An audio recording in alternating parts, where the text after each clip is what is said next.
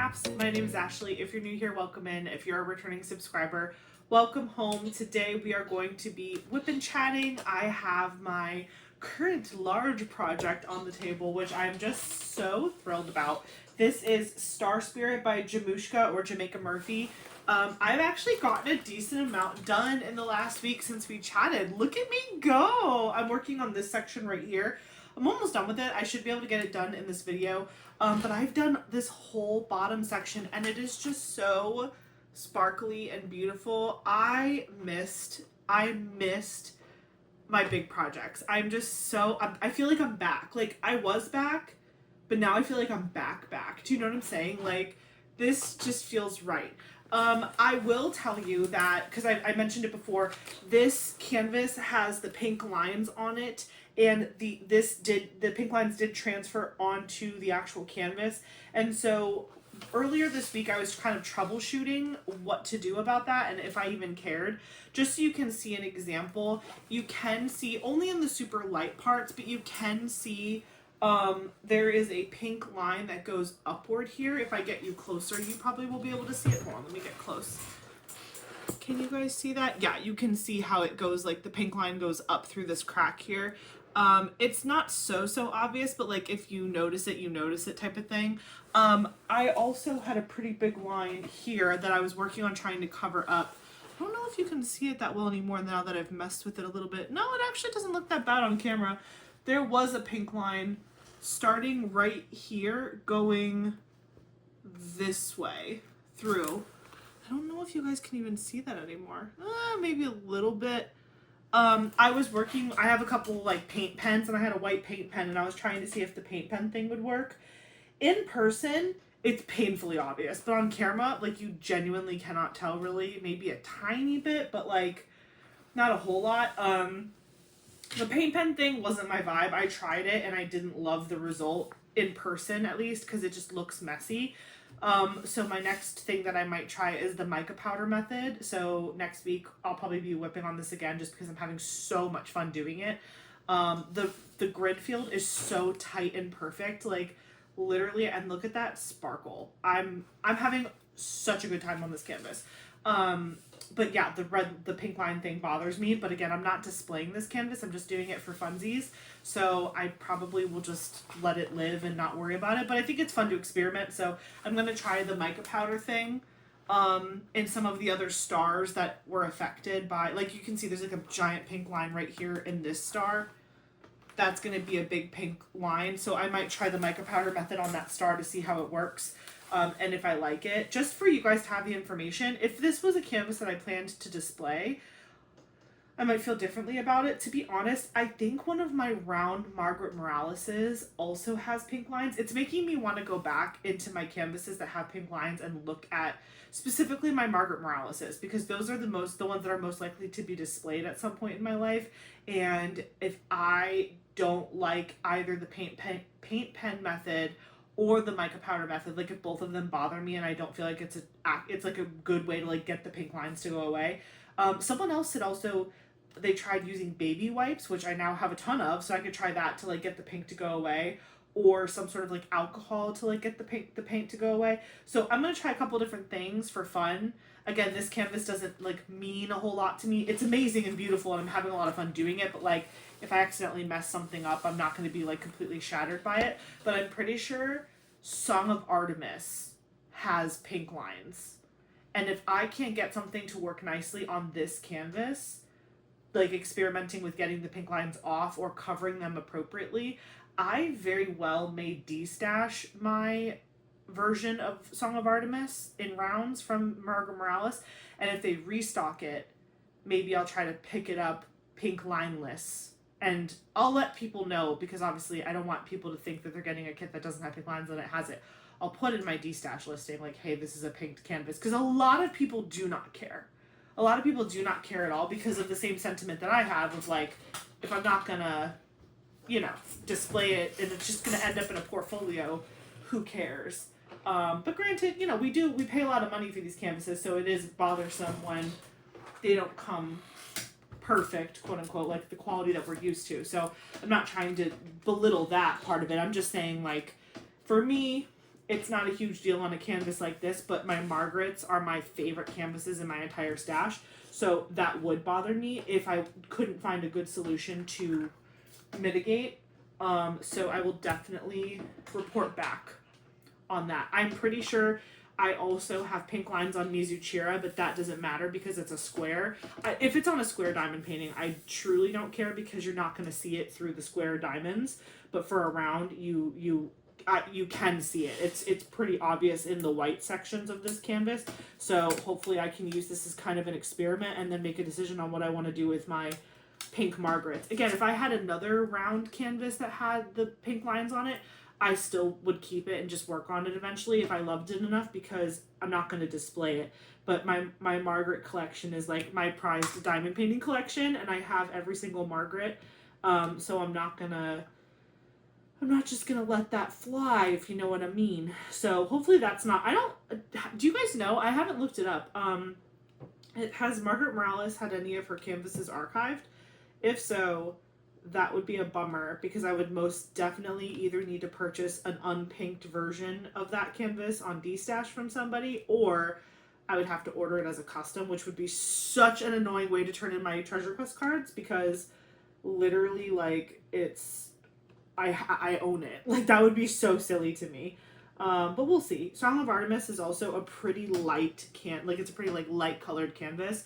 So I know that would bum me out if I just saw pink lines everywhere. So that's gonna have to be something I look into, not right now, but like later on. How are you guys doing? I hope you're having a fabulous post-Easter / Passover week. Let me know if you guys traveled anywhere or did anything fun over your Easter or Passover celebrations, or if you didn't do anything, hopefully you had a good week last week. I feel like I was on a travel hangover because I got home. Well, I think I talked to you guys because I got home on a Monday, and I think I filmed last week's Whip and Chat like the night before I posted it, because that's just been a trend lately. But I'll let you know, it is currently Sunday, April 12th at 10:19 p.m. So still later than I would have liked, but my son is in bed. My husband is relaxing somewhere in this house. I have a candle lit. I'm diamond painting. This is so good, okay? We're getting there. We're getting there, okay? It's coming together. But I was just recovering literally, I swear I did nothing exciting all week, truly, until the weekend, because I was just recovering from all of our Easter travels and feeling yucky. I told you guys that I got sick halfway through the trip and I wasn't feeling well. I feel 100% better now. My tummy is totally fine. I feel much, much, much better. It never fails that whenever Eric gets me medicine for something, that's when I feel better. He goes to the store and bought me Imodium, which is supposed to help you keep your you-know-what together. And he came home and I was like, I'm better now. And he's like, you should still take it. I was like, you're not supposed to take it unless you literally are having problems.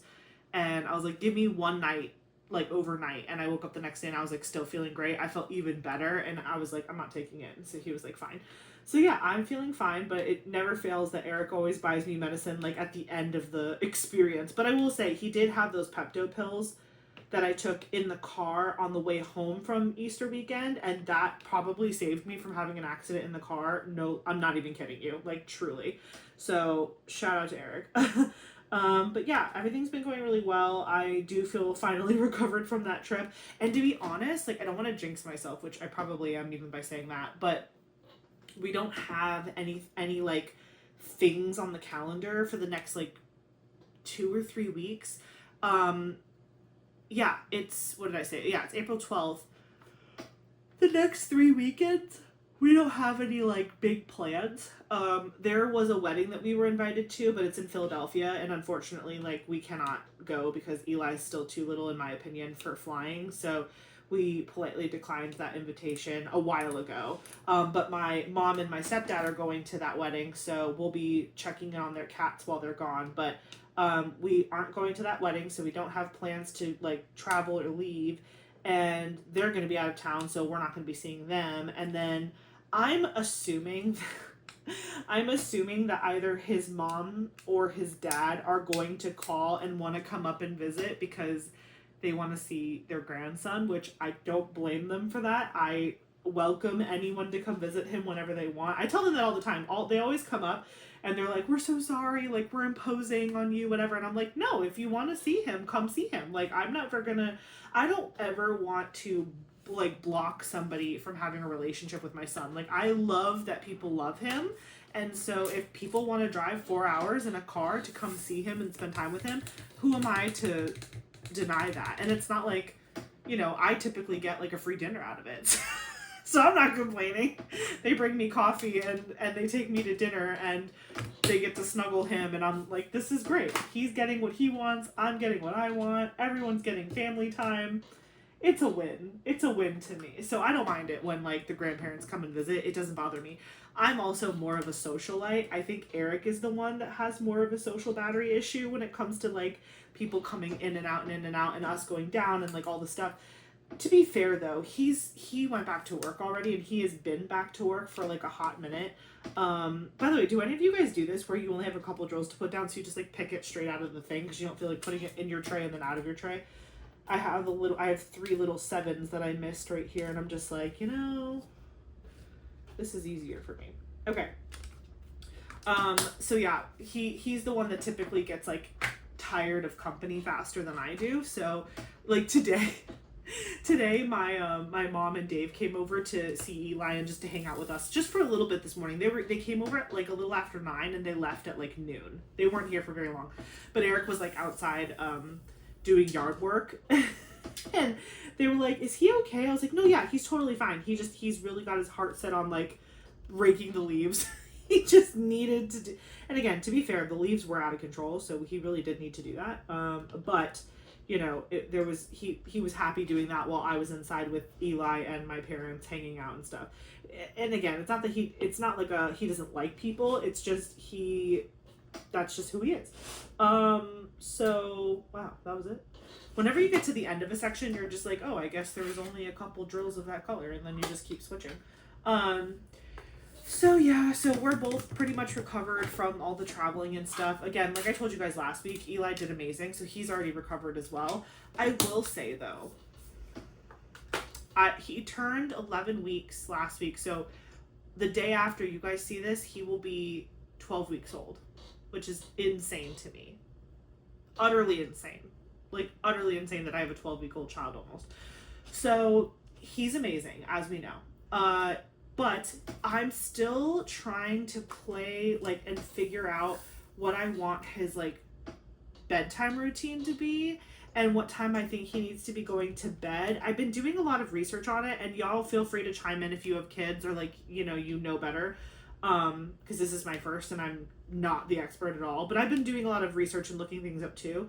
I'm trying to figure out like what is an appropriate bedtime for a 12-week-old, an almost 3-month-old baby, because he is a great sleeper. He takes amazing naps throughout the day. And he also has great wake windows. Like we play a lot on his tummy time nap. I put him on his back and we play with the little toys that dangle down in front of him. And then I flip him over and we do tummy time, and that's like a workout for him. And then he usually falls asleep after that because it's like a lot of activity. And so he takes a nap and he's been eating really well. All the things are going well, but I feel like I haven't figured out bedtime yet. Not like the steps of bedtime, but like, because I can get him to go to sleep really easily. It's just like what is enough sleep for a 12-week-old / almost 3-month-old.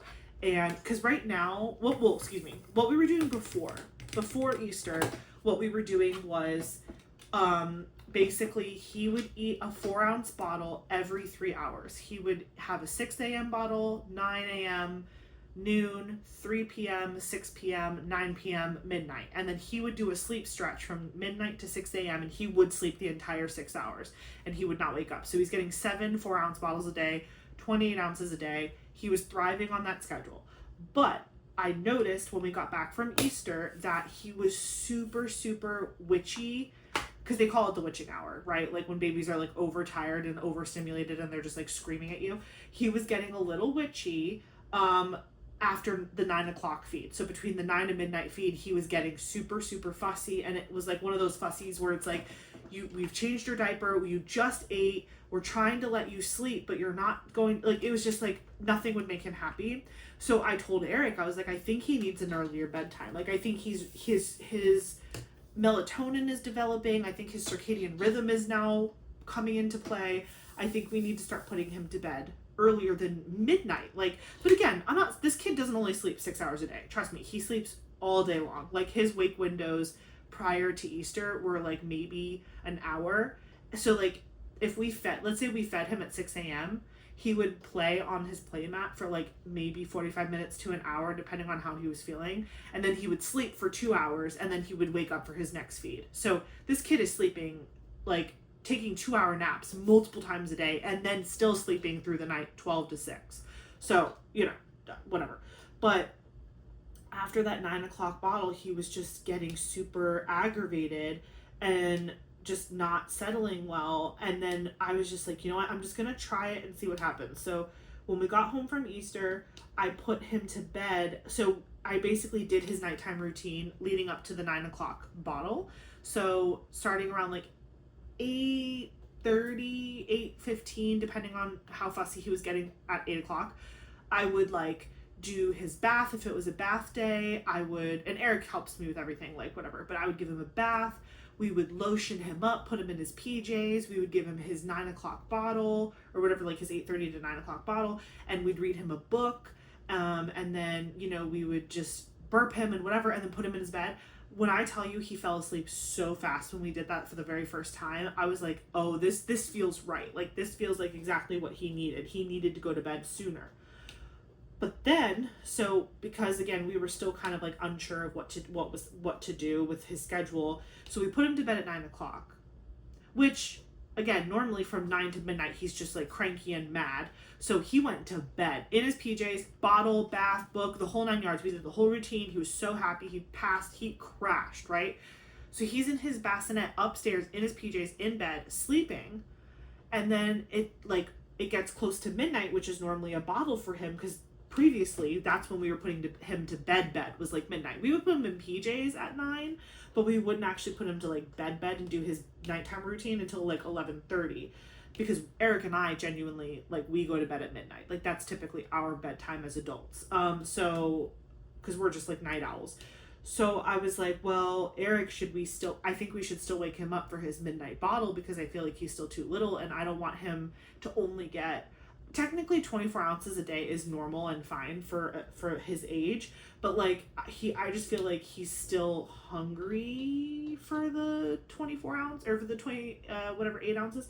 So it's weird. He's in between stages, because like I think he thrives on the 28 ounces a day, but I don't think he's ready to go more than 4 ounces of milk at a time, because he really slows down on the last ounce of his bottle. Like, he'll drink it, but like, because he eats every 3 hours, he really does slow down, and he will take his time on that last ounce. And so I feel like if I tried to give him, like, let's say 5 ounces of a bottle, I just don't think he would take it, unless I lengthened his like windows before he eats. Like, instead of feeding him every 3 hours, I fed him every 4 hours. But even then, I'm just like, I don't know. I just don't know how he would do like increasing his bottle amount and stretching out his time, because like it's like the chicken before the egg type of thing. Like, I don't know which thing to change first, or do you change both at the same time and just like pray? I don't know. I've been overthinking that for like a week now. So I'm just like, we should wake him up. So we've been waking him up at like 11:30, 11:45, because it only takes him like 10 minutes to eat his bottle. So we've been waking him up this week around 11:30, 11:45, and giving him his midnight. We change his diaper, we feed him his midnight bottle, we burp him, and put him right back to bed. Like, we don't like sing to him, we don't stimulate him, we don't play with him. We just like wake him up, change his diaper so he's a fresh diaper. Usually he just pees. Like, he doesn't really poop at night. He poops during the day. So like, he just has like a pee-pee diaper. We change it, put it back down. He's great. And he will go back down, and he will go back to sleep. But what has happened twice this week is he will wake up before 6 a.m. And my guess is because when he goes down at 9 p.m., he's thinking like this is the big sleep, because he's so tired from the day. And then we wake him up at midnight and we bring him back to the surface and we feed him, which should help him go back down and like sleep really good, which it does. I mean, he sleeps from like midnight till like 5-ish, you know, depending on the day. Like this morning, he started stirring at 4 a.m. and I was like, no, sir. So I gave him his binky, whatever. But he was like aggressively sucking on his binky, which cued me in that he was probably hungry. And I was like, oh my gosh, this kid. So, but then the other day he woke up at 5, which was a little bit more reasonable. And when I say reasonable, I don't mean like he's being unreasonable. I just mean like for us to like actually be like, okay, we're gonna like wake up and do this with you, because I'm trying to encourage him to like still sleep from 12 to 6, because that was golden. Him sleeping from 12 to 6 meant that Eric and I were literally getting full nights of sleep, because that's exactly how much sleep we were getting before we had a kid, because that was our routine, was going to bed around midnight, waking up at 6 a.m. for work, and living our lives. So wait, am I doing this weird? Hold on. The cover paper does not line up with the painting, and so there's like exposed painting, and I'm trying to keep a straight line at the top. Oh, here we go. There's one more little star over there. Oh, and I missed a bunch of stars here. Okay. So I've been single placing this canvas a lot. I do multi-place sometimes. I still have the Grayson's volcanic putty or whatever it's called, intergalactic or interstellar, it's something. It's like a fancy cute putty from Grayson's Creations. And I was struggling last video with the multi-placer because the putty was fresh, but I've been using this all week and the putty is like perfect now in there. It's like very like pushed in. So I have been using the multi-placer, but I've just been really enjoying single placing right now. So that's why you see me single placing a lot. If you're even watching, you're probably just working on your project at the same time while we chat. So excuse me. Anyway, so yeah, so I've just been like unsure, because waking him up at midnight seems right, because he does drink the whole midnight bottle. Like when we have woken him up every time at midnight, he drinks that whole 4-ounce bottle. But he's at least twice this week, which again, this is only the first week that we've been really trying this like 9 p.m. bedtime situation. He's been waking up a little bit earlier than he used to, which we don't want, because, you know, even if I'm the one, because I'm still off of work right now, even if I'm the one taking care of him at 4 or 5 o'clock in the morning because I don't have to go to work the next day, obviously Eric is still hearing him and stirring and waking up, and so that's not good. And we were just really feeling like successful with the whole him sleeping from 12 to 6 thing.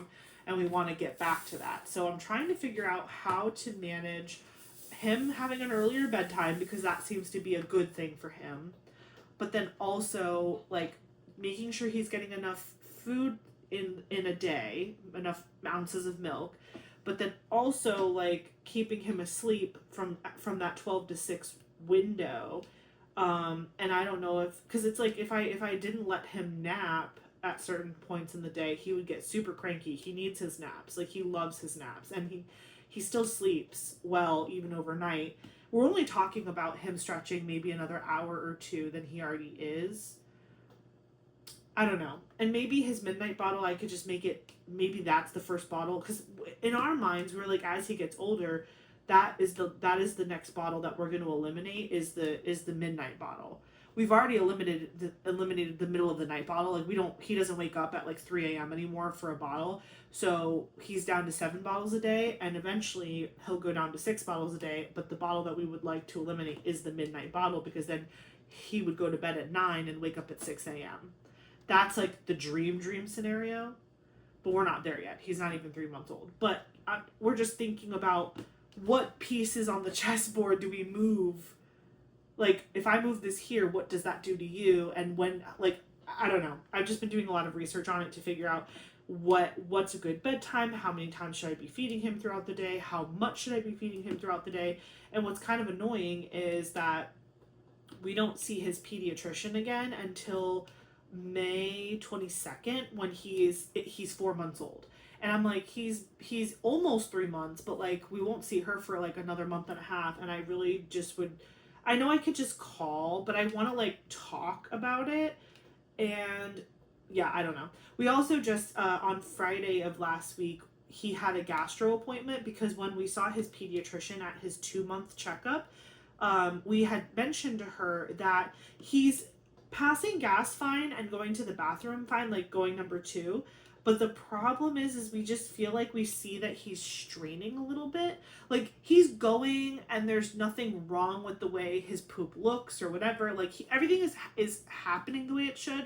But we just, like, he does a lot of grunting and it looks like he's pushing. And I don't want him to, like, give himself a hernia or something. Do you know what I'm saying? Like, I don't know. I was like, I don't know if he's lactose intolerant or if he has a gastro issue. So his pediatrician, she was like, he looks fine to me, but if you want to go see a gastroenterologist just to double check, here's a referral or whatever. So we made an appointment and we went last Friday to to a gastro doctor for like a pediatric gastro, and we went and he did a whole exam on Eli, and he said physically he looks amazing.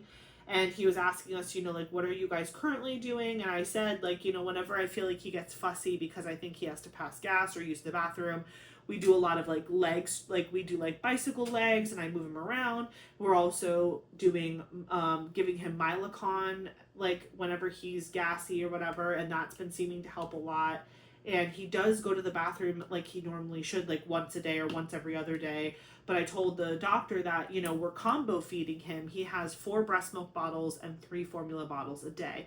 And the formula we're using is Enfamil Gentle Ease, which is meant for, like, it's to be gentle on your stomach and whatever. And so he basically was like, well, you're doing all the things that I would recommend a parent to do in this scenario where there's nothing physically wrong with the child, but you just feel like they're pushing a little hard. He's like, have you ever given him probiotics? And I was like, what do you mean? And he was like, they're just drops that you put in the bottle. And I was like, oh, well, we do give him vitamin D drops, because the pediatrician said that since he's not fully on formula, there isn't vitamin D in breast milk. So every other day we do give him just like a little dropper of vitamin D in his bottle. The Milacon, we shoot it right in his mouth after every bottle we give him. Like, well, not every bottle, like the day bottles mostly. But like the vitamin D, we put it in his bottle like once a day. And he was like, yeah, I would just go buy like an over-the-counter probiotic for infants. And you usually put like 4 to 5 drops in a bottle similar to the vitamin D, and just see how that works. He's like, I don't think Eli's lactose intolerant. I think that maybe he just hit because he's so small, and he's a big boy, don't get me wrong, but like because he's a baby and his body is still like forming, and his intestines and his insides are still like doing the things that they're supposed to be doing. He's like, he's most likely going to grow out of this, but it could be that his body is just having a hard time breaking down the proteins in the milk. And so the probiotics will just help his body break down those proteins easier, which will give him a less hard time like pushing to go to the bathroom. And I was like, okay, we'll try it, whatever. So this week, starting today, actually on Sunday, this is like day 1 of our week that we're trying this, is we're stopping the Milacon usage, and we're going to switch over and try the probiotics, and it's just in 1 bottle once a day. And we're going to see how that works out, and see if we can see a difference in him using the bathroom. And like, again, he's using the bathroom normally. It's just we don't want to see him like excessively pushing or grunting or looking like he's straining himself. Do you know what I'm saying? So today was day 1. I think it's working. He went twice today, number 2, and they were big. And I was like, oh, okay, all right, maybe this is the answer we needed. So yeah, we're obviously, again, I'm on day 1 right now. By the time you see this, we'll be on day 3. So next week I'll have to let you know how it goes.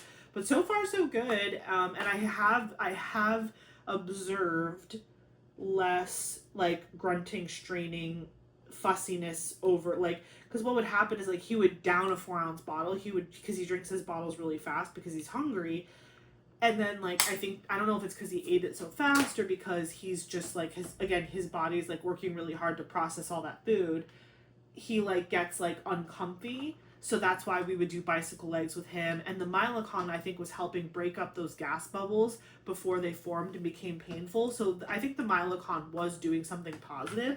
I just think that like the the probiotic is helping on like just like a deeper level in more than one area. It's not just about gas. It like helps with a bunch of different things.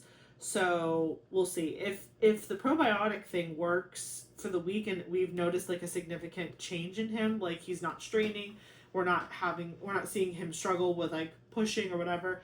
We might stop using the Milacon and just stick with the probiotic, because the Milacon is something we have to literally inject into his mouth, which he takes like a champ. He doesn't freak out when we give him the syringe or whatever, but it's just kind of annoying like after every bottle to have to like shoot something in his mouth and like whatever. And he gets like not like fussy, but he's like, what are you doing? The medicine, the Milacon, is actually sweet. I've tasted it before because I was like, do you hate it because it doesn't taste good? Whatever. It's not the taste. I think that's the problem. I just think he doesn't like something being like gunshot into his mouth. You know what I mean? Like, so if we could get away with just doing drops in his bottle. Sorry, I'm yawning so much. Again, it's 10:42. It is late, but like it's not as late as I filmed in the past. So I don't know why I'm acting like it's 3 o'clock in the morning, because it's not. I think it's just everything catching up with me, honestly. Again, all this bedtime routine stuff, it just, every time there's anything new developmentally with Eli, it like consumes my whole mind, body, and soul, and it like just, it exhausts me just to think about things. You know what I mean? Like, I'm not doing anything excessive. He is such a good baby. Like, he does all the right things. I exhaust myself just by like overthinking, truly. But I guess that's being a mom. Yeah, so my current scenario is just obsessing over his sleeping habits and his bedtime routine, and making sure that he's getting enough sleep but also getting enough food but also sleeping through the night, and that's been a lot. I literally feel like it's so funny because last Whip and Chat I was talking about like Moonjoy, and I was talking all about like the Artemis 2 and all this whatever, and how excited I was, which that's all still true, but I was like, I feel like the moon is playing a prank on me. I was like, I don't know if it's a full moon right now or what, because man, tonight's bedtime routine was wild. First of all, excuse me. First of all, we were downstairs. Eric and I and Eli, we were downstairs, and it was probably not even 8 o'clock yet. And I told Eric, because tonight's a bath night, I was like, I'm going to go up and take my bath at 8 o'clock. And then at 8:30, you bring him up, and then I'll bathe him. That way I'm already clean, and then once we bathe him, I can get out too, and like we can like lotion him up, put him in PJs, do the nighttime routine, whatever. And Eric was like, fine.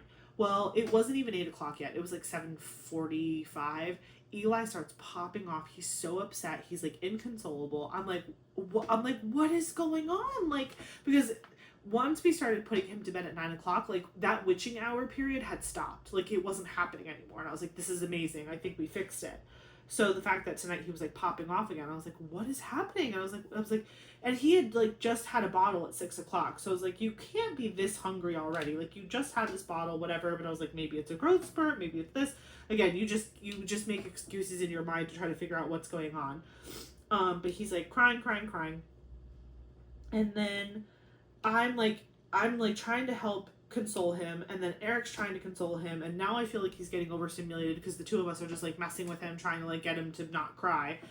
And then finally Eric got him to calm down. Like I told Eric, I was like, I'm gonna go upstairs. Like I'm gonna go upstairs and just start my bath, and because I just had to shave my legs and stuff. I had already taken a shower earlier today, but I just had to shave my legs quickly. So I was like, I'm gonna go upstairs. I'm gonna shave my legs. I'll call you on your cell when I'm ready for you to bring him up, and he just needs to go to bed. He needs to go. I was even debating on like skipping the bath because I was like, he's pissed. Like let's just put him to bed. But I was like, no, I want him to feel like he's staying on his routine. So I do my thing. I shave my legs, whatever. I call Eric. He brings him up, and like we obviously like to get him into the bath. Like we take off his diaper. But Eric will give him to me. Like Eric basically like hands him to me, and then he takes off his diaper as like we're like getting into the bath. Eric hands him to me, and I unstrap one side, and you can just tell it is a full poopy diaper, and I was like, ah! And I like quickly like I'm like sitting in the bathtub, and I'm like quickly like trying to put the diaper back on him, and Eric and I were both like, well, that makes a lot of sense. That explains why he was so upset. And I don't know, he must not have pooped when I was downstairs, because I feel like I would have known that. I don't know, or smelled it or checked it. I don't know. I don't know if he pooped after Eric had gotten him to calm down. I don't know if he had pooped when he came up. I don't know when it happened, because and he had already pooped for the day, and we're used to him only pooping once a day. So that's why I feel like the probiotic is working, because this is the first time we've seen him poop twice in a day. The first poop was like a normal one, and the second one, this one was like a big one. I know, I'm sorry that I'm filling your day with poop talk, but here we are, new mom life. I don't know what to tell you. So we like try to like put the diaper back on him, and like thank God we didn't like put him in the water, right? Like he was like hovering him over the bathtub, and I was taking his diaper off, and then I quickly put it back on, because I was like, oh my gosh, he totally needs to be like wiped down before he comes back. So Eric like he was like, oh my gosh. And Eric went to go walk Eli back to his bedroom to like put him on the changing table to clean him up before he brought him back to me. But Eric was like, oh my gosh. And I was like, what happened? And he was like, I think I left all of Eli's clothes, because we've been doing laundry all day, because that's like Sunday, reset day. Eric had done all of Eli's laundry, and he's like, I think I piled all of his laundry on top of his changing table. And I'm like, oh my gosh. So I had to get out of the bathtub. The bathtub was full. I was like fully prepared for him to like be dropped in and like give him a bath. Like I was like no clothes, you know what I'm saying? So I like have to get myself out of the tub. I wrap a towel around myself. I walk with him to Eli's room, because I'm thinking he's holding Eli. I'll take all the clothes off of the changing table and throw them on our rocking chair, and I'll help him clean him up and whatever, and then we'll go back to the bathtub.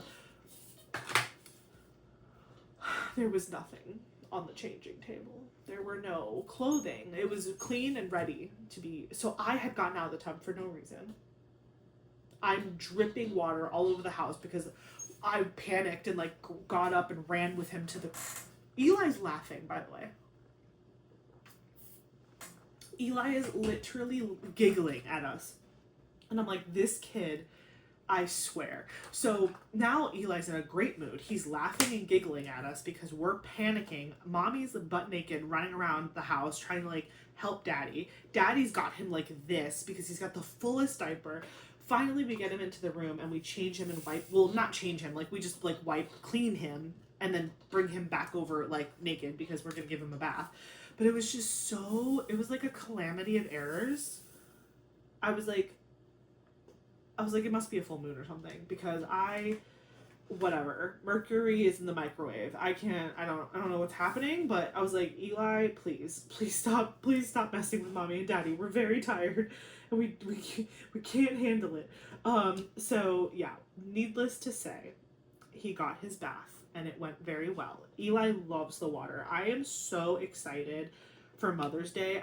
Well, for many reasons, but one of the main reasons being that, we're gonna have his very first pool day on the day, like on the Saturday before Mother's Day, like the day before. And so I've been doing a lot of work with him in the bathtub. Again, he already enjoys the water, like he genuinely enjoys showers and baths and stuff. But like I've been working on floating him on his back a little bit, just so he gets used to that sensation. By the way, I know I brought this up in a previous video, but I did look up our local YMCA to see when they like how old they have to be doing like swim lessons and stuff. And there is a water safety type like baby class that they offer, but the baby has to be 6 months old.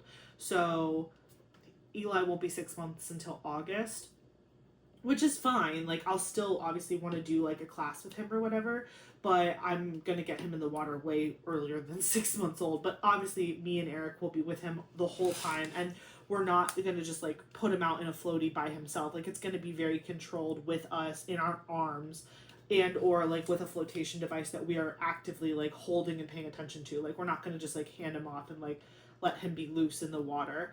But in preparation not only for going in the water at the pool and eventually the beach, I've just been wanting to teach him like to be calm on his back in the water.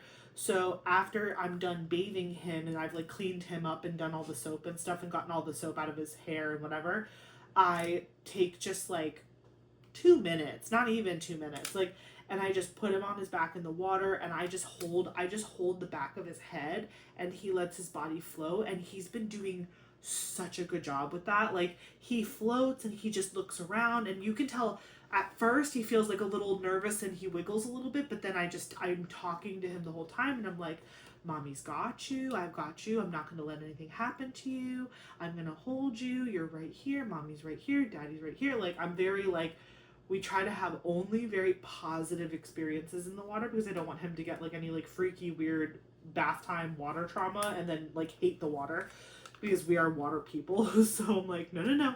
So, but he really took to it well. And so every time we give him a bath, we do a little bit of a back float. And he's been getting better with it every single time. Like, he's never honestly freaked out about it or cried. But I could tell, like, in the beginning, he was kind of nervous. Like, are you going to drop my head? Are you going to whatever? But now we've gotten to the point where, like, because again, the water in the bathtub, I keep it very low. Like, I don't keep it very high to begin with when he takes a bath. But I'm able to just like put his head, the back of his head, like on my foot, like, because my foot's like sideways, like this. Like, I'll put his head leaning against like my foot and my leg, and he will just float. And he'll just float there, and I'm talking to him the whole time and encouraging him and telling him like, good job, whatever. I'm like, you're so brave, you're such a big boy, you're gonna do so good at the pool. And so that's been super positive. But yeah, leading up to his bath tonight was kind of chaotic and kind of sent me.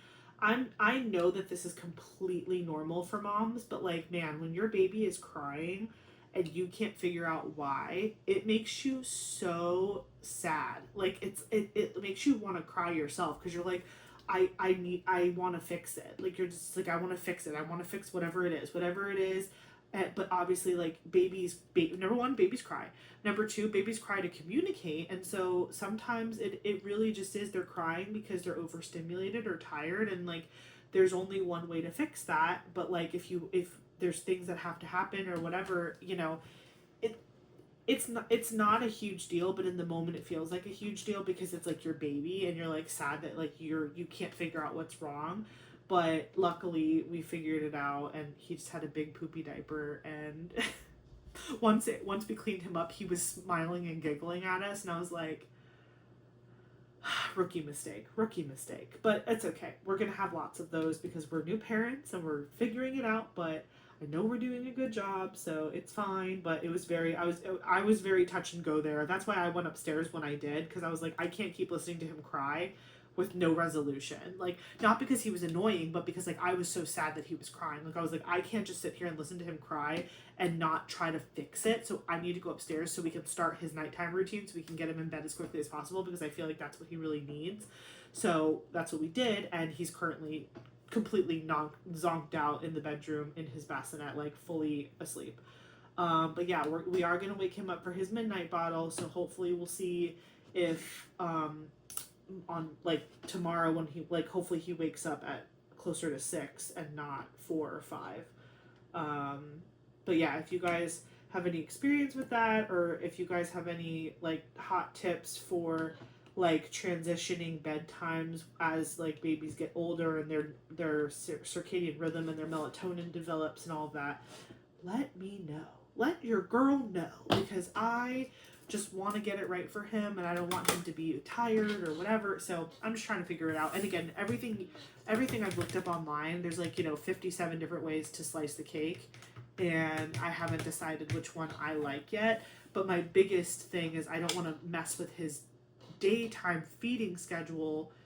Like, I don't mind changing it if it's for the better, but I don't want to accidentally change it and then throw him off completely, because his whole day looks different randomly because I'm trying to experiment on him. You know what I mean? Because his daytime routine is really solid, and he naps, eats, and plays like a champ. And it's I've gotten it to a place where it's going to be pretty easy for me to go back to work. Not that I want to, because I surely don't. But I've gotten him to a place where like his schedule will make it extremely easy for me to go back to work, for my mom to take over, and if I have to make changes to adjust because of his bedtime routine, I can absolutely do that. But I just don't want him to become overtired and fussy during the daytime because we're messing with his sleep at night. Do you know what I mean? So I've just been like obsessing over that and thinking all of that through. But tonight was particularly funny. When he was upset, well, that part wasn't funny, but then when we figured out why he was upset, and then he had a big diaper, and then he was laughing at us, that was comical. So yeah, that's Eli stuff. Oh, I cleaned my, I don't know, you probably can't tell super well, but I don't know, maybe you can. I completely cleaned my office earlier this week, and I am just so happy. Like, do you guys feel that way whenever you clean a space? You just feel like renewed, like you're just like so, you like fall back in love with the space and you want to be in it all the time. That's how I feel. Like after my birthday, my office it looked so trashy. Everything was everywhere. I had kits all over the place. I had like boxes and like Diamond Art Club boxes from opening them, and but like I hadn't taken them out of the room, and then I had like birthday stuff all over the floor, and then stuff for filming was everywhere, and then I had a bunch of like stuff from Mini DP Madness that I never put away, like putties and pens and just stuff like tools and supplies that were just like scattered all over my counter. Granted, I know that this still looks chaotic, but that's like the vibe I like. Like I'm messy girl crafts, right? Like I do love a messy, chaotic background, but like organized chaos. Like to me, this is organized chaos, and I love that it speaks to a little bit of everything. Like you've got my Lego, my diamond painting, you've got some Pokemon stuff here, you've got this cute candle that our neighbor gave us. It says you're gonna be amazing parents. This is the Nerf gun that my family got me to shoot at Eric after he didn't wake up at the hospital when we had Eli. There's just a whole bunch of stuff. There's the Mini DP Madness right there, the Mini DP Madness cup from the event. So I really like the vibe of the background right now. It's making me happy, but I cleaned it up and I organized it and I just cleaned off my counter, everything. Like there's still piles of stuff that I have to like go through, and like I have a big D-stash pile that I have to take pictures of and post on the DAC fans page. But like I cleaned up. Oh, I also, you can't see it. Hold on, let me see if I can show it to you really quick. Let me put this color away and grab my next one. Where is C? There it is. Okay. Let me twist you. You can see the glow. Look at how cute. I got that for Christmas. It's like a little candle warmer situation. I think this is how it was. Was it more? There we go. I got that. It's like a lamp, but it's a candle warmer. And so you put the candle in the base, and it has like a little divot for any size candle, really, like big, small, whatever. And then the lamp heats up the wax, so it permeates the scent. So you have the scent in the room, but you're not lighting a candle. And the switch, the power switch on this thing has a timer, so I can set it for 2 hours, 4 hours, or 8 hours. And I'm obsessed with it. The candle that I have going right now is delicious. It's from Walmart, All's Well brand, which I believe is a Walmart brand. It's like ALLSWELL, All's Well, whatever. It's called Glow. It's vanilla, pear, and coconut, and it's a coconut wax blend candle. So good. So good. I love this scent. But it's great because now that we have Eli, having candles burning around the house isn't the best health-wise for him, but I love candles and I really wanted to keep like having candles or whatever. So this is like a great compromise for me because it's like I'm still getting the scent, which is really all I care about. The only time I really love to light a candle is when they have those like wood, do you know the wood wick candles? Those are so awesome because they give you that like wood crackle noise. I love wood wick candles. They're kind of expensive though, but I do love them. But that's the only time that I really love to like light a candle is if it has a wood wick. But if it has like a normal regular wick, I'm like, whatever. I just want to smell it. And I have so many candles because I do love candles, and I have so many that I keep buying them, and then they're seasonal, so then you only burn them like 3 months out of the year, but you never burn them all, and then you have backstock, but then you buy more and it perpetuates. So now that I have a warmer up here, once this candle is completely burned down, I will go downstairs and grab another one and put it in the warmer. And if I really get into it, I might buy a warmer for downstairs as well. Because normally downstairs I will light a candle, but again, since giving birth, my brain is like left my body, and I don't want to accidentally like burn my house down because I forgot to blow out a candle. So if the warmer it has the timer on it, that's perfect for me because I can set it in the moment, and then if I forget it, which I always forget it, it just turns off. And it's not an actual fire, it's just warm. So I just need to make sure it's like not in a spot where he can accidentally like touch it, which he's very tiny right now. He can't reach any counters that I would have a candle on anyway. Because I keep them like up on our tall kitchen counter. I don't put them like on coffee tables or anything like that. I just finished the section. It looks so good. But like, yeah, the cover paper or the cover sheet like is not placed straight on this, so like there's definitely exposed sticky, but I'm so anal retentive that I have to keep a straight line across the top of my section, so there's definitely sticky exposed, but whatever, that's not my business. I'm just gonna keep moving down. I really just, when I started this canvas in the last Whip and Chat that we did, I just started in the bottom corner here, like because I just did, but that's not how I work on diamond paintings. I always work on diamond paintings from the top down because I like to push the finished diamond painting project away from me. And then when I looked at this painting and I was working on it the other day, I realized that I was working on it not how I normally do, and I'm like, now I'm gonna have to like I'm probably just gonna flip it upside down and then still work on it, but then I'm like, then I'm looking at everything upside down, and like I really like looking at her this way, like right side up or whatever. So for now I'm just gonna keep working towards the end of this section. There's technically 6 squares left, but really it's like 3 and then 3 half sections. This is like not a full section, this bottom row. So I'm just gonna keep finishing this first like chunky row that I've created for myself, and then there are 3 rows left. But I like to do 2 at a time because I just like to take bigger chunks when I'm working on, like if I'm going to sit down and diamond paint, I like to do like bigger sections. So what I'll probably do is finish this chunky row, flip it upside down, do this center row, and then maybe finish it off by doing 2, 2, 2, 2, you know, all the way upside down. That way it's in front of me like this is, because I don't want this in my lap, and I don't want to like hit it with my chest or rub up against it. So yeah, we'll see. But I am going to keep finishing this because I'm like, why not? The other thing I could do is I could flip it sideways, and then that way this is in my lap unfinished. But I don't know, I'm just really liking the way I'm working on it. Plus I have this star here that I have to experiment with because the pink is 100% through. Oh, that's so interesting.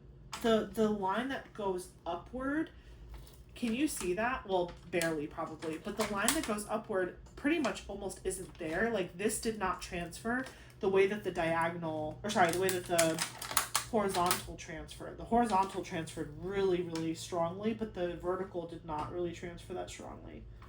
Oh, but it did higher up.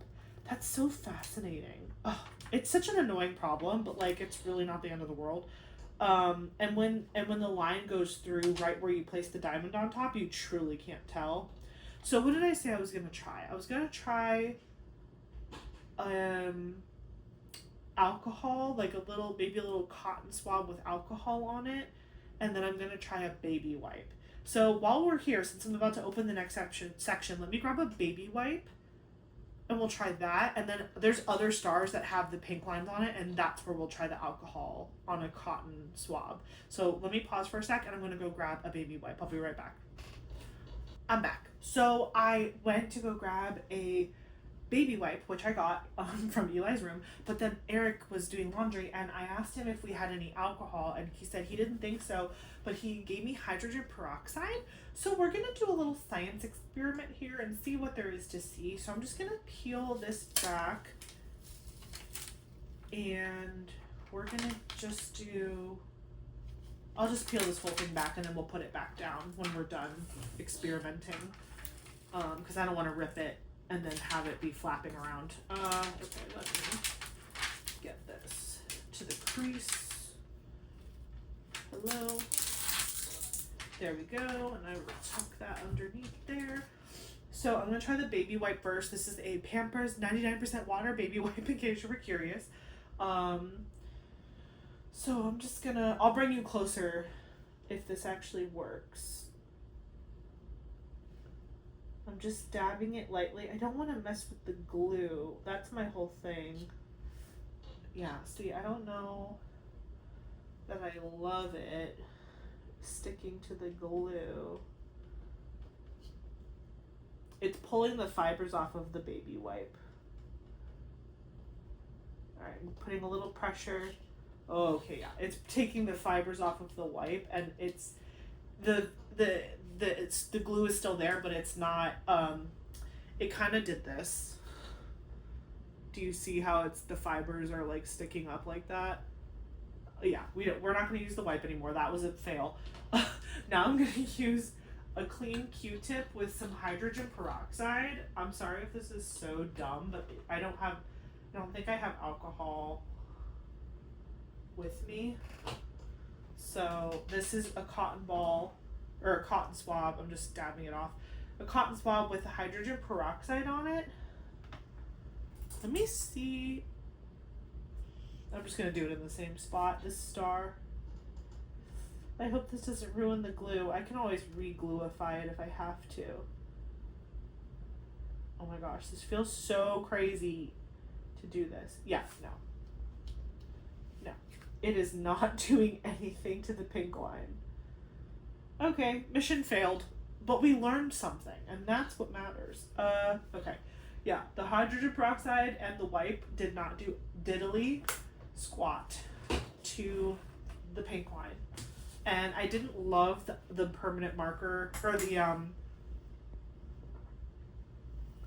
paint pen solution, because you can totally tell that you put paint pen down. Although let me try the paint pen one more time, because when I did the paint pen thing, I did it around the drill and it got on the drill, and that might have been the problem. So let me grab, I have paint pens here. Let's see. These are my pastel paint pens. They are Tooly Art. I'm obsessed with the Tooly Art brand. And I do have this soft yellow, which is like pretty, it looks neon in the camera, but it's pretty much the same color as the star. So, oh good, it's already activated. Let me just make sure. Okay, yeah, it's awake. Is this a crazy, oops, I forgot that was up. Let me just do a tiny little spot. And the color doesn't match as well as I'd like it to. I'm sure it doesn't have to be exact, but I would like it to be close-ish. Oh, yeah, see, that doesn't look anything like the color in the barrel. That's like a green. What color is this? This is, it just says it's part of the pastel line and it has a number. This looks yellow. This is all pastels, so I'm just testing it on my wet wipe. Okay, this one might work. This is yellow. Okay, let's do a little line here. I'm just doing little like dots. Yeah, you see, I just don't like how it pulls up on the painting. It's not like, because you're basically coloring, or you're doing paint pen on top of glue. So I'm sure this is impacting the glue's stickiness. But then also, it's like, it's not like it's not seeping into there's no paper to seep in the paint. So the paint is just sitting on top. Also, this is not a good color match. But I'm just trying to give it a little bit of something to test it out. I'm also trying to not cover the symbol and mess myself up. Okay, so yeah, that was probably not the color to go with, but let me take the same, it's so funny because like the color here matches perfectly with the cap. Like I feel like that is a really good match, but like in practice, no. No. That's why you have to swatch all your paint pens, because the cap is a lie. The cap is always a lie and never to be trusted. Okay, so let me just put some drills down on this star where I just did that, and let's just see what there is to see. Sorry, I know you didn't ask for a tutorial in this moment, but yeah, I hate it. I hate it so much. I don't like it at all. And because, like, forget the fact that it's not a great color match, it also, like, the paint, I mean, maybe I should have let the paint dry, but the paint, like, pools up around where the drill goes. And it honestly, it almost mixes with the pink. It doesn't cover the pink. Like, it's almost like the paint pen is lifting the pink and it's like mixing.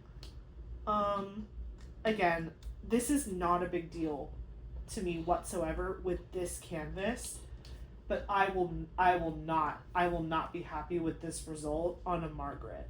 I will not. So that should be fun. My options are either A, to go through all of my Margarets and look at them to see which ones are affected and which ones are not, or I can go back in my emails. If I don't even, I think I might have saved them all, but I reached out to customer service every time I had pink lines on my canvas, and I just redeemed points, because back when this was an issue, either they would issue you a full refund and you weren't guaranteed that your canvas would be restocked so you could repurchase it without the pink lines, or you could get points. And so obviously your girl wanted points because I'm addicted to Diamond Art Club, so I was like, let me just get free canvases, like free points, so I can get more canvases in the future. And I was like, I'll just deal with the pink lines later, thinking one of these solutions would be fine, but I don't really love it. Although the other thing I have to try is the mica powder method, but I'm just doubtful I'm gonna like that, because I don't have mica powder in every single color of the world, and like, you can't just use white for everything or it's gonna look funky. I guess in the darker colors though, you don't need to cover the pink lines, because you literally can't tell that. Like, I'm looking at a spot where the pink line would hit, and because it's a dark background you can't tell, but in the light backgrounds you can tell a lot. But I think white mica powder would look kind of silly with this yellow star. Do you know what I'm saying? Like, I feel like it'll look kind of weird. Let me put a bunch of drills in this little quadrant so I can show you close up what the paint pen effect did, so you can understand why I don't like it. I'm just trying to get the drills straight and nice. You can even still see a little bit of pink going through, but paint pen method, don't like it. Baby wipe method, don't like it. Hydrogen peroxide, which nobody asked for, don't like it. So really the mica powder is the last thing I have to try. I would try it now, but the mica powder that I own is in my garage and I don't feel like going all the way downstairs right now. But actually, you want to know what though? I think I do have to go downstairs anyway, because I still have to pump tonight one more time, and I have to get a container for the milk out of the fridge downstairs. So if I go down, well, I will go downstairs later, but if I remember to grab my mica powder, I will do that and bring it back up and insert a clip of me trying that.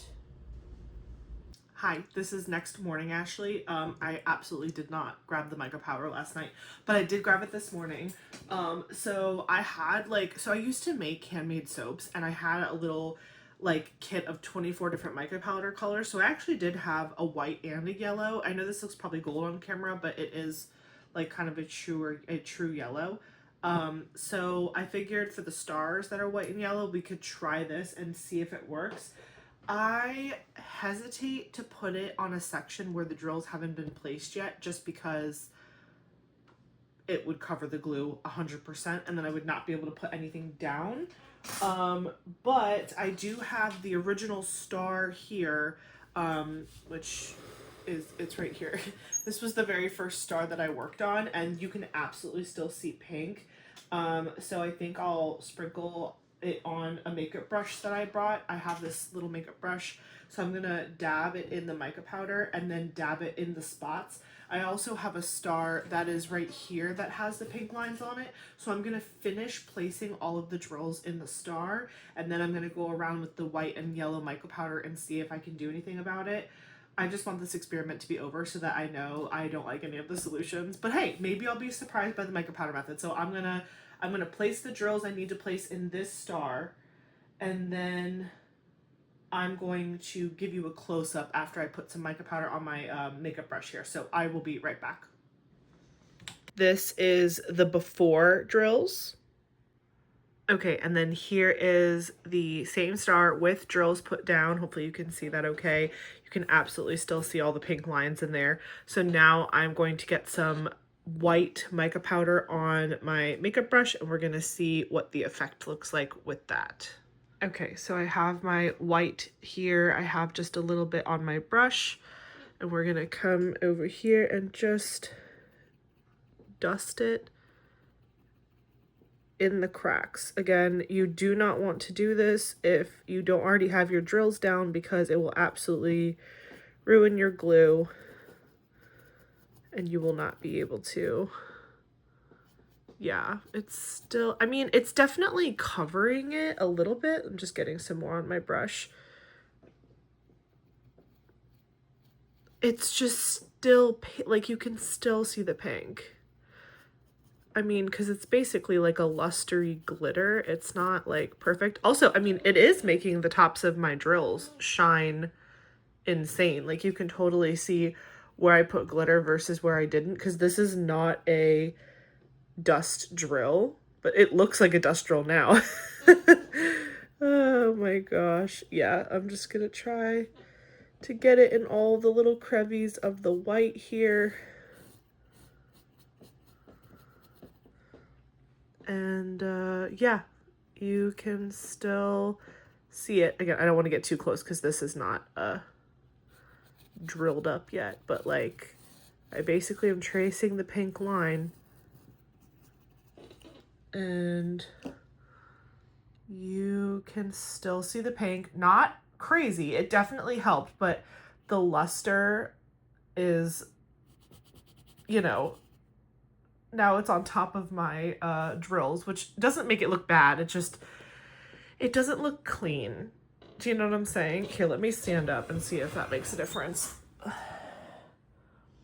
I mean, yeah, even pulled back, I mean, it definitely helped, but I can still see the pink dashes in the white. Do you guys know what I'm saying? Like, you can see it. All right. I have officially tried all the things that I'm willing to try to fix the problem, and I have decided that I do not like any of the solutions, but that is okay. So back to yesterday, Ashley. But I'm just putting a bunch of these drills in the star so you can see how it went with the paint pen. The W.I.P and the hydrogen peroxide did absolutely nothing. But the paint pen did something, but I just didn't like what it did. And again, to you guys, maybe this is like not a big deal at all. And to me, on this canvas, it is not a big deal at all, because I'm not hanging this up. I don't mind if it looks a little crazy, but Margaret deserves better.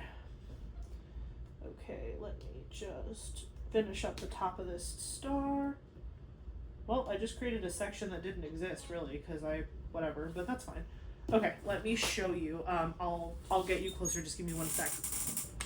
Okay, so where was the star? Oh, it's over here. I was like, where was I just working?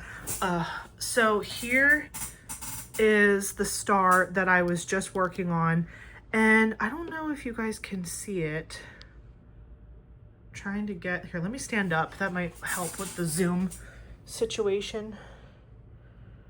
There you go. So I tried applying paint pen there, and there, and a little bit there, but you can totally still see the pink because the paint mixed, like the paint pen mixed with the pink that you see in here, like it just mixed together. And obviously it wasn't a perfect color match. And on camera that looks way better than it does in person, I'm telling you. But maybe if it was a perfect color match, it wouldn't be as big of an issue. But I mean, this is literally the color I used. Tell me that's not a color match. But it, again, it comes out this like different, I think it looks like that because it mixed with the pink. I don't know. I don't know. There's, again, it didn't transfer a whole lot this way. It transferred more this way. But then if you go up, it did here. That's the same color as this. I'm going to show you. I'm going to take the cap off and we're going to experiment again. I'm trying to do this one-handed, so pray for me. Hold on, I'm just moving things around on my table. Oh, actually, that's a white star. That's not the same color. I'm a liar. That's a white star. Do I have another yellow star that's been affected? That one doesn't have any on it, and that one over there is a white star as well. Oh, I guess there is some yellow at the top of the star, though. Okay, so let me come back over here. This is crazy. Okay. There we go. I have exposed a big section. So you can see I've exposed all that. And so now we're just cutting in real close here, and I'm just gonna try and, where's the spot? Here it is.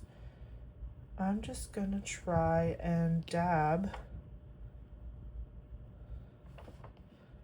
Here, let me reactivate. I have to get it. Oh, you guys are so zoomed in. I'm so sorry. I'm just reactivating. It's like one of those like push ones. So I just reactivated the tip. And we're just gonna try to get it on there. Okay, yeah. See, that looks crazy. That looks crazy. And obviously it's still wet. But like, I hate that. I absolutely hate the way that looks. All right, let me pause really quick and put 2 drills down, and then we'll come back. Yeah, see, I don't like it. You can still see the pink, and I feel like you can totally tell that the paint pen is there, and it kind of bled into the white a little bit. So now when I put white drills down in the rest of the star, you're totally gonna see that that looks weird. I don't know. Here, oh, here's a close-up of this one that I was talking about earlier. See how that, I did a white paint pen there. Zoom in real far. That looks absolutely disgusting. And it didn't even work there.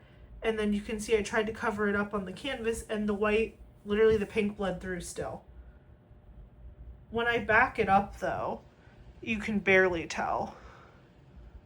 But still, it's fine. All right, let me set this back up. I'm annoyed, but that's okay. I tried.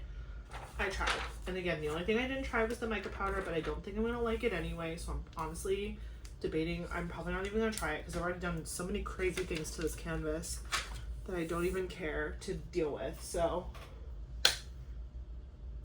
I'm just not into it. We tried the acrylic markers. We tried, let me put these away.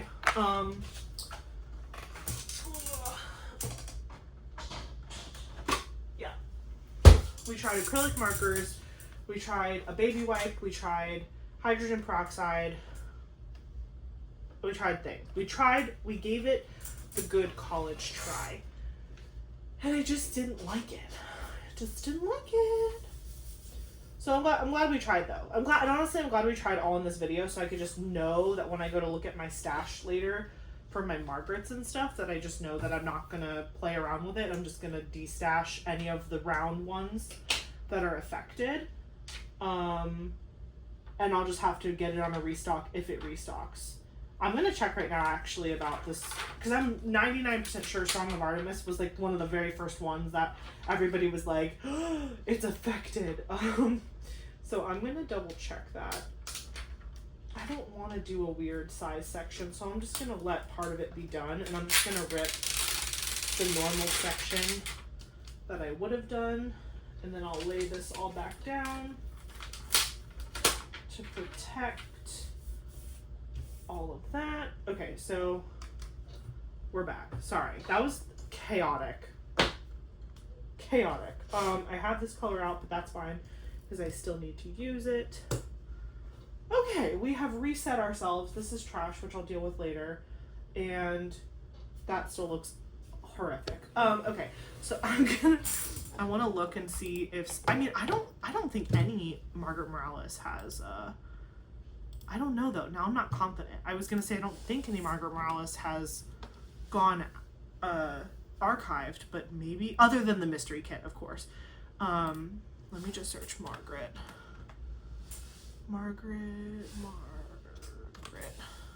Morales collection. Okay. It feels so good scrolling through and just seeing you've already purchased. There's only one that I haven't bought, and it's because I was momming and I missed the drop, and that was for Umeko, and I will buy it when it restocks. Okay, Song of Artemis. Let me see. Email. Okay, perfect. I just signed up for email notifications, and I'm going to put a heart on it and put it on my actual wish list. Because I know, I'm like 99% sure that one had pink lines on it, and that is a round canvas. I'm pretty sure Mizuchira had it too, but I know that's square. Yeah, but I'm probably going to go through my rounds from that era, from that like 2024 season, and just triple double check. Satura is a square.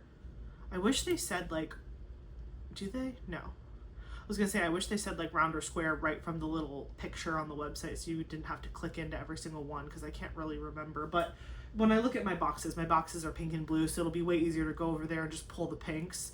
And also only pulling 2024s, because like obviously everything from this year I know has not been messed with at all, so I don't need to worry about that. Cool. But I'm like, again, I'm like 99% sure Song of Artemis is the only one that I had that was messed up. Oh, actually, I think I'm a liar. Where is she?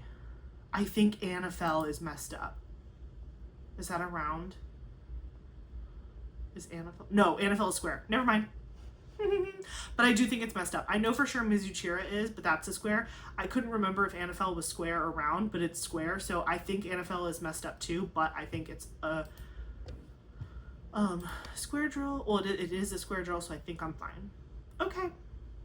Everything's fine. Sorry, I just had to do a little research. To know that I had everything under control. Okay, so I have all my stuff. You can see what I'm doing. And we're back. I don't even remember what I was talking about. Probably Eli. Sorry. Chaos.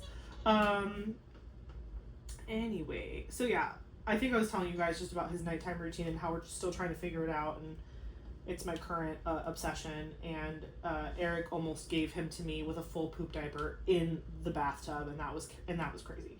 But we persevere. We do fine. But yeah, like Eli's sleeping right now and he's doing a great job. He's doing great. But we are going to wake him up now-ish. I told Eric, I was like, I'm going to be filming, so you might have to do his midnight bottle solo. He's like, I'll figure it out. I'm like, okay. So anyways, Friday, his gastro doctor appointment was like in the morning. So Eric took a half day and worked from home the second half of the day, and then his dad and stepmom were in the area because there was a family friend's daughter having a birthday party who lives close-ish to us. Not super close, but close enough where they were like, we can't come all this way and not see our grandson. So Friday night we had dinner with them before they went to the party, which was actually kind of nice to see them because we had just seen them for Easter, but it was like, oh, like we're seeing you again. So we had dinner with them, and that was nice, and they went to the party, and they said the party was really fun. Then on Saturday, normally, like, we hang out with our friends all day Saturday, but one of our friends had to work until, like, 4 o'clock, and so we decided to just, like, have dinner with them at 6, and then they wanted to play video games. So after dinner, everybody just went back to their respective houses, and, like, Eric got online to play video games with them. But I was just really jonesing to diamond paint. That's how I made all this progress. A lot of this progress was made like last night and like after the last whip and chat. Like I've been working on it like pretty much. I pump breast milk 4 times a day. And so my 6 a.m. pump and my 11 p.m. pump, I always come in here and diamond paint, because at 6 a.m. I pump after I give Eli his bottle and put him back down for his nap from 6 to 9. And so I come in here and my pump takes 30 minutes. So I'm here, I have like wearables. So I just sit here and I pump while I diamond paint and watch YouTube. And it's been such a nice way to start my day, because the pumping is not fun. And sometimes it hurts a little bit. And so it didn't always hurt. I think it's just because I've been doing it for like almost 3 months straight now. Like my body is starting to feel the effects of that, which I have a fun little device that we'll talk about in a minute that relates to that.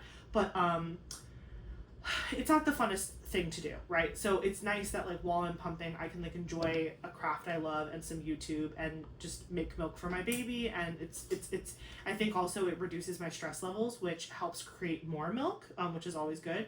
So my 6 a.m. pump, I do it here at the desk or at the table, and I diamond paint. And then I also do it in here for 11 o'clock. It's already past 11 now, so my pump will be a little bit late, but that's fine. As long as it's like within the range of time, it's not a big deal. So after I finish filming this video, I'll put my pumps on for 30 minutes and then I'll diamond paint until that's done, and then I'll go to bed.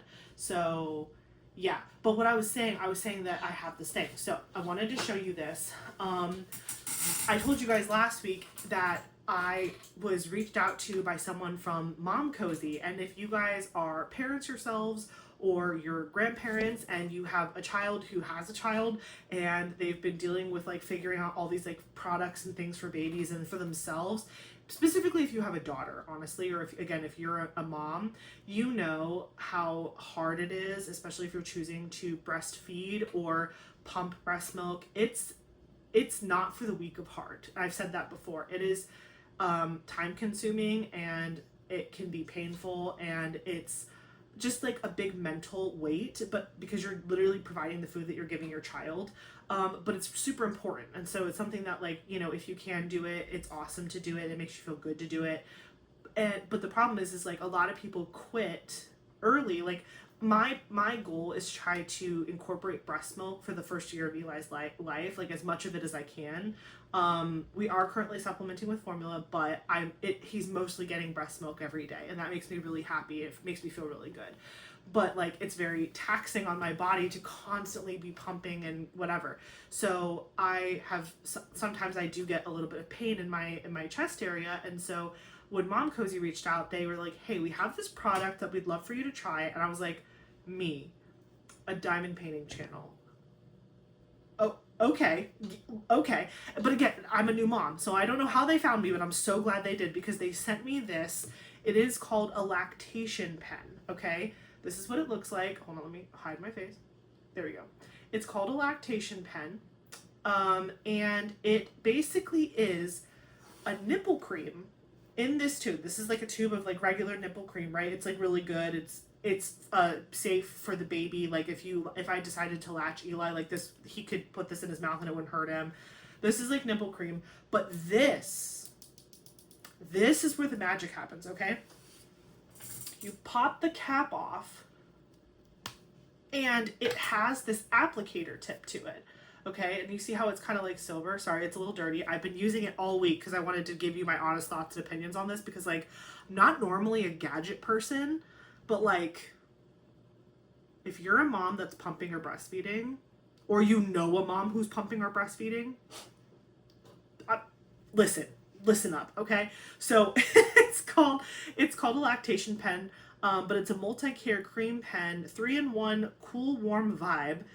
It's baby safe. It has cooling comfort, heat absorbing, vibrating massage, and instant relief. Okay, so that's what it says on this thing. And this part of the pen is rechargeable. Okay, this is like a device. There's a button, and you press the button. Do you hear that? This is the vibrating setting. So the cream comes out of this little hole here, and this silver part is like the applicator. So it's like a pen. So you don't have to like get goo all over your hands and then like rub yourself. You literally just squeeze the tube and it comes out of this little top part. And then you use the silver part as the applicator to like move it around your body. And so the first setting is green. This is vibration. Then if you click it again, it goes red, and this silver top part, it becomes warm. And actually, I have it in my notes here because they sent it to me. Hold on, let me read it. 104 degrees. So this little tip, yeah, it's getting warm to my touch right now. This little silver tip gets up to 104 degrees Fahrenheit. And that is just like that heat therapy. So well, let me explain the cold part and then I'll go back to how I use the pen. But yeah, so it's in heat mode right now. It's in heat mode. Then you click it one more time and the blue light comes on. Now the tip is going to get ice cold. This tip will get to 59 degrees Fahrenheit. So it's coming down in temperature. Oh, let me not put my arm on my diamond painting and undo the sticky. But now it's getting cold. Yeah, it's like literally like cold to the touch. It feels so good, especially because it's like this smooth surface. Also super easy to clean. But yeah, it's got the cooling tip now. Life-changing. And then you click it one more time and it turns off, okay? To recharge it, it has this little charging port right here. And it didn't come with a charger to my recollection, unless I accidentally threw it away in the box, but I'm pretty sure this didn't come with a charger, but it literally uses the same charger I use on my phone. This is like my universal USB-C whatever phone charger. It is the same thing. So it has this like little nubby here that I pull out like that. You see? And then you literally just... So I leave it in here because I pump in here in the mornings and in the evenings and it's literally charging. And the light came off because it's charging. And I just like leave it, but it doesn't take a long time to charge. But yeah, and then you just shut this little thing back up so that way you don't get it weird or whatever. But like, and they sell, this is on Amazon, by the way. The link is in the description. And also you get a special discount because apparently I'm fancy and they gave me a discount. If you use code Ashley Ross, it's my first and last name, all one word, all caps, Ashley Ross, you get 10% off. And that can go on top of whatever specials they're having. So if like Amazon, you know how sometimes Amazon has like a coupon? When you say use coupon and it'll give you like $10 off or something crazy. You can use my 10% off code on top of a coupon. Amazing. I do think I get a kickback. Possibly. I'll have to go back and read the email. But just listen. You use it if you want to, no pressure, but like, Momcozy. Can I just tell you that almost everything that I have for this dang baby is Momcozy? I have the Momcozy bottle washer. I have the Momcozy bottles, the ones that like, that's like the storage containers. That's what I use to store my milk in. I have the Momcozy bottle warmer, travel, and the home one. I have so much Momcozy products because they work. My favorite nursing bra when I was nursing at the breast was my Momcozy nursing bra. This is no different, okay? And it comes with a cap, so it's easy to store back, and you can literally throw this in your diaper bag if you want to use it in like while you're out and about, or you can just keep it at home. Like I like to keep this right next to my pump because the way I like to use this and how I've been using it over the past week when I've been testing it for you guys is essentially I will pump and then I will use the heating and the cooling to basically calm my area down, right? Because it's all agitated because it's been like being pumped for my breasts have been being pumped for 30 minutes, so they're super swollen and sore. But I use this, the nipple cream works really well, and then I use the cooling setting to just like bring down the inflammation, and then the heat setting is nice on like the outer part. I'm telling you, game changer. I'm trying not to be too graphic, but listen, if you are a mom, trust me, okay? And it's not that expensive. And I have a coupon, Ashley Ross, for 10% off. And that's what I have to say about that. So yeah, it's very pocket travel friendly. It has that really easy to clean tip. Oh, and the other thing I was gonna mention is it literally just the nipple cream part, it twists right off. So like if you run out, you can buy a refill of their nipple cream and it fits directly into this. So you can easily just like buy a replacement and you have more. But this thing is rechargeable, so this part you never have to worry about throwing it away, and it's like super compact and easy. It says that the cream itself is good for 12 months once it's been opened. So like that's literally like, I mean, granted, I'm probably going to go through a couple tubes of this, but like if you're only planning to pump for a year and you don't use it every time, I mean, this could probably last you just like your whole time too. But I'm going to probably have to replace it because I've already been experimenting with it a lot. The only thing that I could think would be, or I could throw it to the floor. The only thing that I think would be a really cool upgrade to this thing would be if you could do the cooling and heating at the same time as the vibration. That's the only like critique I would have, is that when you turn it on, it's in vibrator mode, but then you click it again, now it's in heat mode, click it again, now it's in cooling mode, click it again, now it's off. So if it could be vibrating while cooling or vibrating while heating, that would be really awesome. But it gives so much pain relief. I think that this could really extend people's like pumping life or breastfeeding life. Do you know what I'm saying? Because like I think a lot of people give up on breastfeeding and pumping early because of the pain, and this is a game changer for that, and it really helps with the comfort, and it's super user friendly, and the fact that I can charge it with my iPhone charger is amazing. So yeah,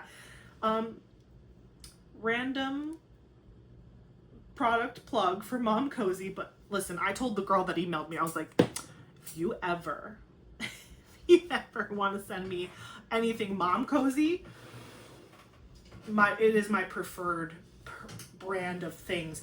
The other thing I had my eye on recently that was Momcozy was they have a carrier, a baby carrier, and I believe the baby can face outward, which all the carriers that I've tried, the baby has to face inward, but I think Eli would really love to like look out. So I've been doing some research on the Momcozy and other brand, like the harnesses where you hold the baby on you, whatever. So anyway, that's a side tangent, but yeah. Link in the description for the Lactation Pen if you're interested in it for yourself, or for a mom that you know, or a friend, or a family member, or if you just have random pain there and you want to try that. Listen, I'm not judging. You do you. But I'm telling you that I have used it all week long and it has made a difference.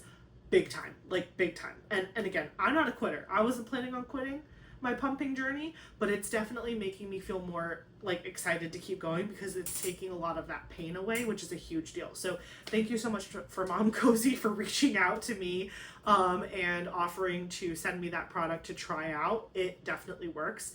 But yeah, anyways, back to diamond painting things.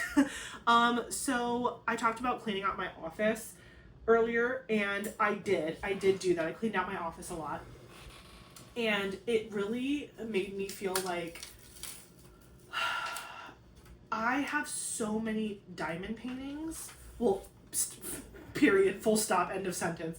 But no, really, what I was really saying was I have so many diamond paintings behind me here that I have not unboxed for the channel yet, because just like I came back from maternity leave from not like, you know, I came back from my YouTube break after I had Eli. I was making videos again. I had to play catch up with a lot of unboxings for sneak peeking for Diamond Art Club. I did that, and now I've been doing my weekly Whip chats. I'm feeling really good about keeping up with this routine, whatever. And again, like Eli's bedtime has helped me kind of navigate when to film and whatever.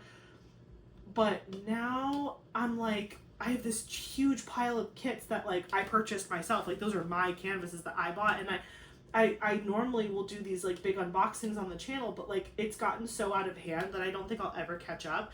So what are your thoughts? I was thinking of maybe just filming one big video where I just spent a lot of time and I unceremoniously unboxed all of the canvases that I haven't unboxed since like Christmas of last year, maybe even around the holiday. Like, do I have any Black Friday? No, I don't think I have any Black Friday kits. No. There's one kit in here that's from a mystery box that I unboxed. But there's like Margaret's, Mrs. Butter D's, Chrysabugs. There's so many good canvases. There's Ivy Dolomore.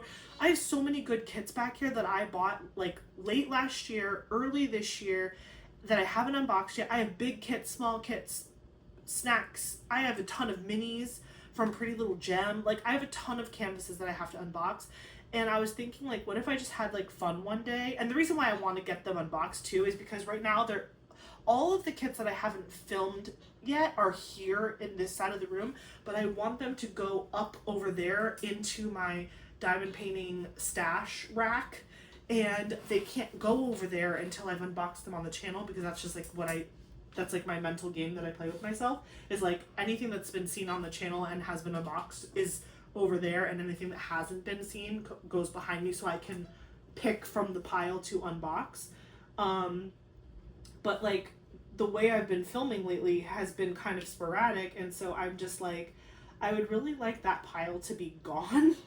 So let me know what your thoughts are. Again, I'm just thinking of doing like an unceremonious unboxing. We just sit down together, we hang out, we go treasure quest card hunting, and because I have not opened a single one of those. I don't know what treasure quest cards are in any of those, or if they have them. There's other companies there. I have 2 beautiful Munimaids back there that I would love to unbox for you guys, but it's just like time gets away from me. So I'm like, maybe if I just take away all the frilliness of like an unboxing and we just sit down together and have fun, open it up, look at the drills, look at the canvas, look at the treasure quest card if there is one, and move on to the next one. Like, you know what I mean? I kind of want to do that. So let me know if you guys would like that. Just like one like massive like 30 kits unboxing. I don't know. I haven't counted them either. But again, give me some grace. It's not like I bought 30 all at once. This is like 30 over the span of a couple months. But still, it's a lot of canvases. And I want them not there. I want them over there. And the only way I can justify that is if I unbox them on the channel. So let me know if you would like to see a massive unboxing of all of the kits that I haven't gotten a chance to unbox since the whole like having Eli, coming home, the whole thing. Because I think that'd be kind of fun.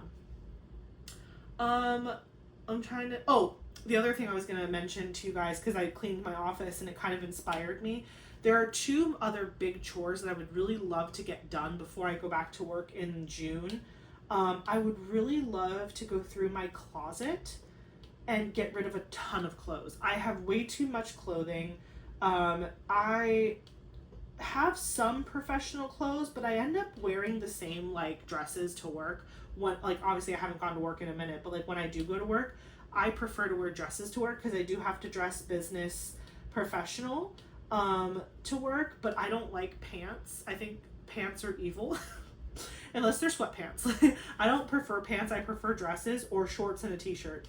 If you've been around me a while, you know this. But if I'm going to work, I'm wearing a dress because it's a one piece. I don't have to coordinate tops and bottoms. It just is what it is. So there's a ton of like work outfits that I just need to get rid of.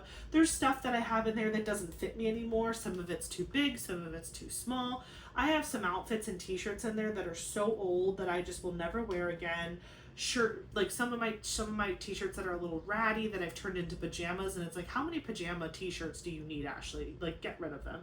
So yeah, I just need to go through and do that, and it will free up a lot more closet space for me to maybe do a little bit of a wardrobe refresh. I think that could be kind of fun.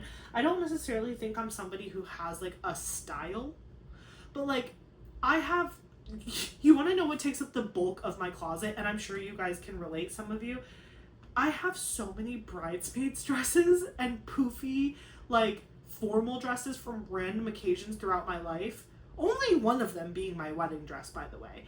And it's not even the poofiest thing in that closet, okay? Why are those hanging in my closet, taking up closet space? I have literal bridesmaids dresses hanging in my closet that I wore once and maybe will wear one more time in my life on a cruise or something, but even then, I'll find something else. It's not a big deal. Like, I need to let it go. So I need to go through my closet and get rid of a bunch of like stuff and make more room for like maybe a little bit of an outfit refresh. We'll see. I'm in my mom era. Maybe that means I'm like a new person. I don't know. And then the other chore that I really want to get to before I go back from maternity leave to work is I really want to deep deep clean and reorganize underneath my bathroom sink in my master bathroom. So Eric and I have like a Jack and Jill sink. It's not very fancy. Like it's like original from when they built the house. It's we eventually one day when we like own our house outright and we don't owe it anymore, we would love to save like some money up and like do a whole bathroom remodel, because our bathroom could be epic. It just needs to be like knocked down and run around in circles. But that's like future us, not current us problems, because it's functional right now, but it could be better. I just want to take out every single thing that's underneath my bathroom counter and like have Eric like bleach it and put down those like mats that are like, you know, like good for like, you know, like the like what you would like the under kitchen mats, do you know what I'm saying, like that little rubber like thing that you put at the bottom, so that way like if things drip on it, it doesn't get weird. Put that down, and then get really pretty like clear acrylic organizers that are like labeled or it's super obvious what's in them, and like reorganize that entire bottom half, because it's just an utter disaster. Things are shoved in there, dusty. God forbid there's a bug down there, I'll die. Like I don't want to know honestly what is underneath my counter in my bathroom, but like that we just have like Q-tips shoved in there. We have no drawers. It's just cabinets.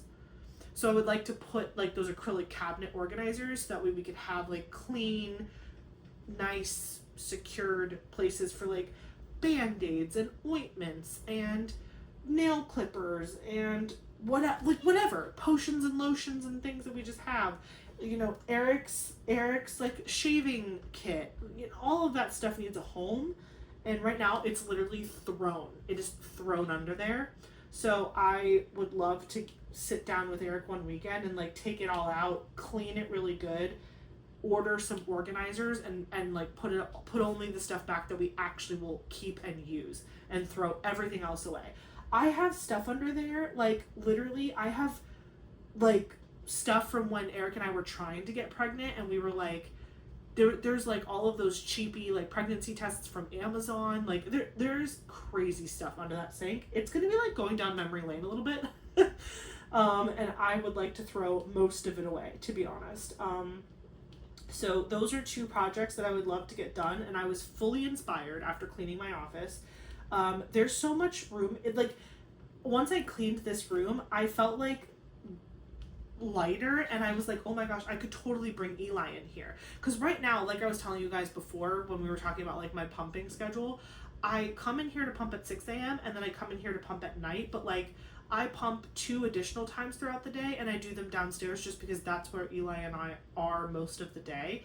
But there's so much floor space in here. I could bring Eli's tummy time mat in here and play with him on the floor in here, and then when he's down for a nap in his bassinet, I can be right here while he's sleeping, right, like I could look at him in my bedroom from my office and be like, okay, he's good, and I could be diamond painting and watching fun things on YouTube or whatever.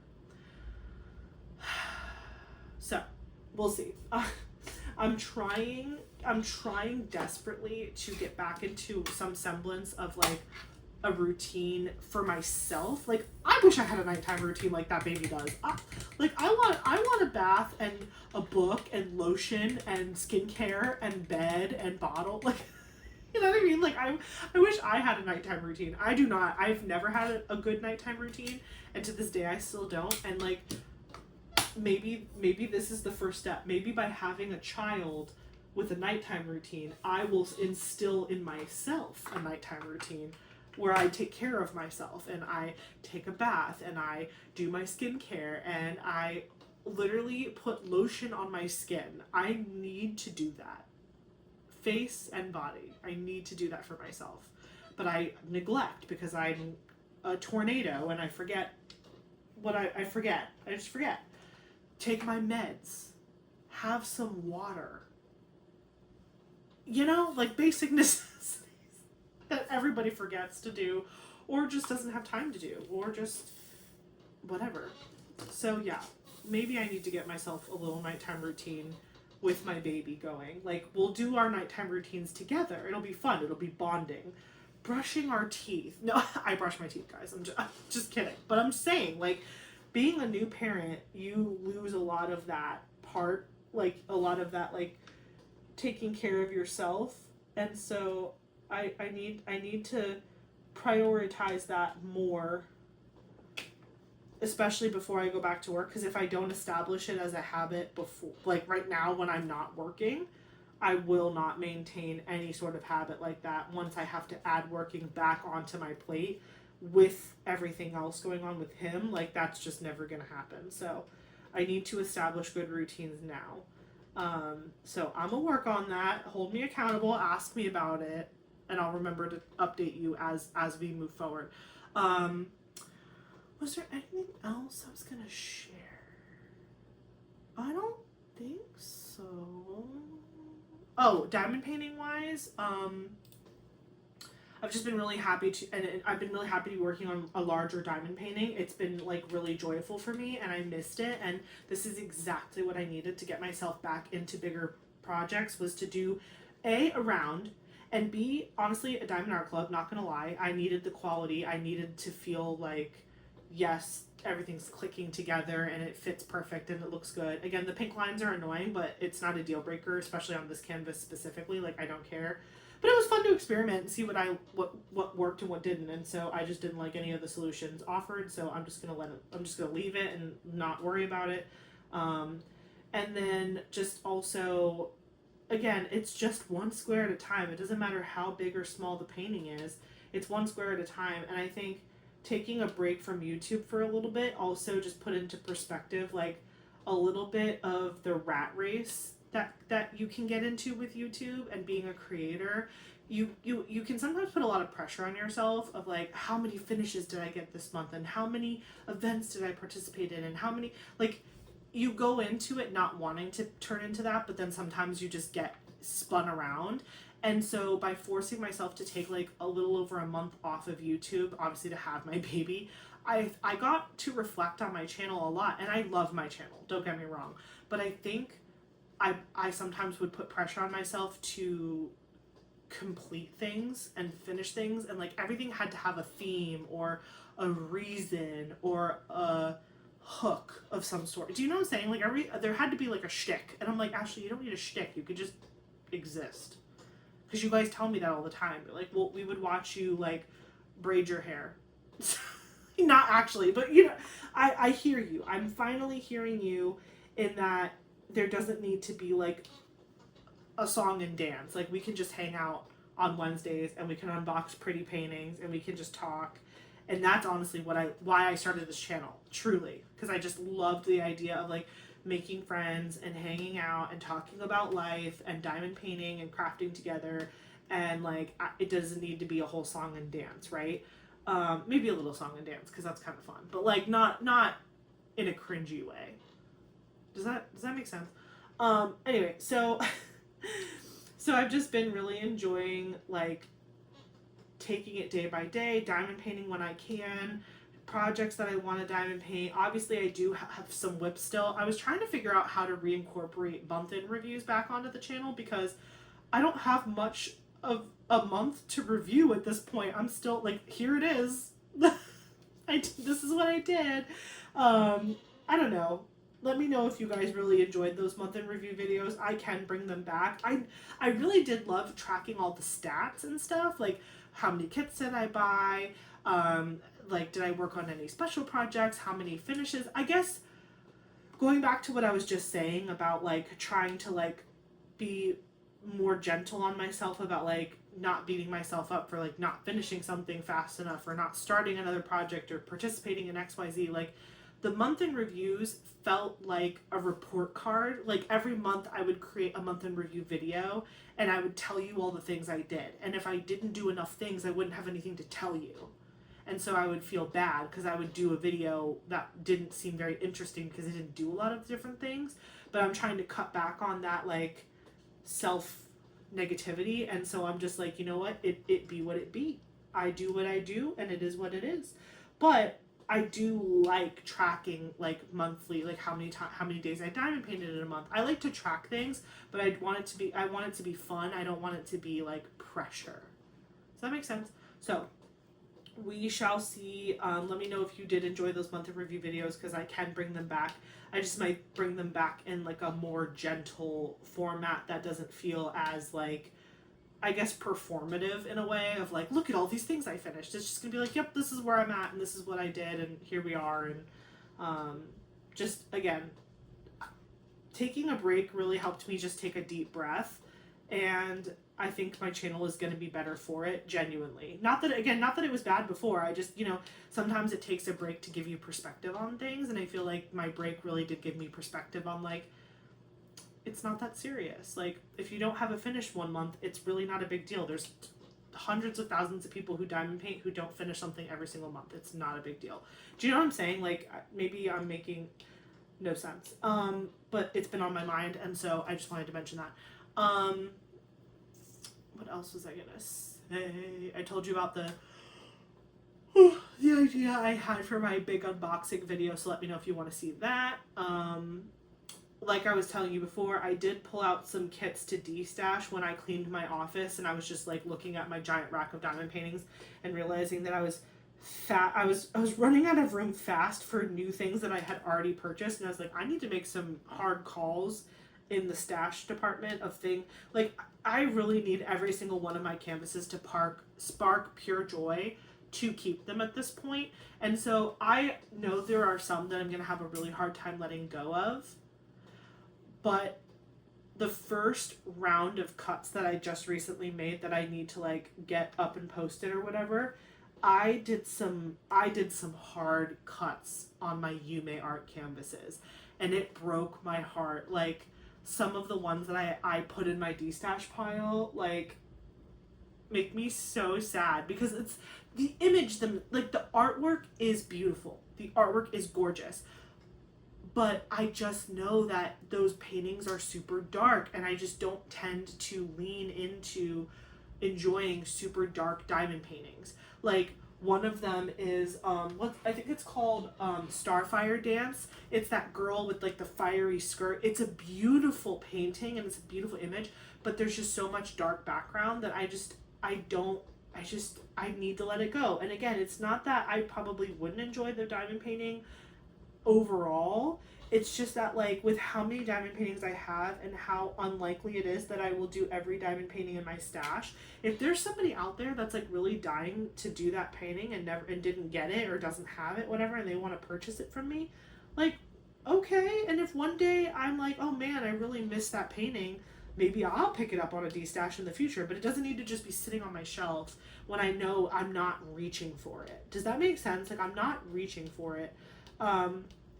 Another one of my Yumeis that I'm getting rid of that made me really sad, especially because it's like, again, a beautiful piece of art, and I kind of had a little bit of a personal connection to it, was Porcelain Dress.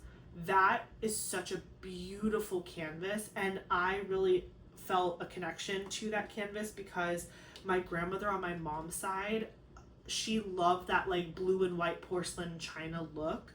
She had a ton of like porcelain items in her home that had that blue and white motif on it, and that canvas, the girl's dress, is all like the porcelain dress. It's beautiful.